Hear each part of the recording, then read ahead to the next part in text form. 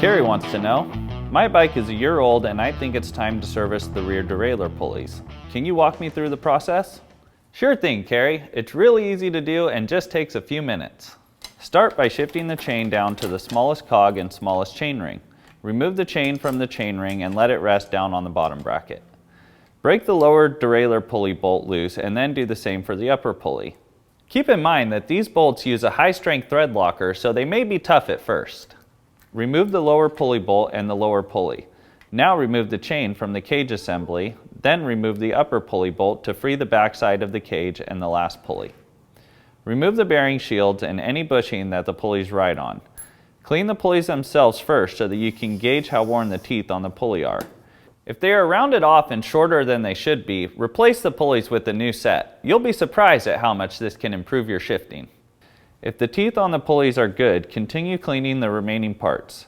Top of the line lower pulleys are typically equipped with a cartridge bearing. Service it by prying the seal off with a knife and applying WD-40 to clean out the bearing. Re-grease the bearing using a light grease such as Shimano Dura-Ace grease. If you live in a wet area, it's a good idea to use a heavier grease such as Phil Wood's waterproof grease here to keep water out of the assembly. If your lower pulley is not equipped with bearings, simply lube the steel bushing with the light grease. For upper pulleys, many of them do not come with cartridge bearings and are instead equipped with either a ceramic or a steel bushing. Before reassembling everything, apply some red Loctite to the threads on the derailleur cage.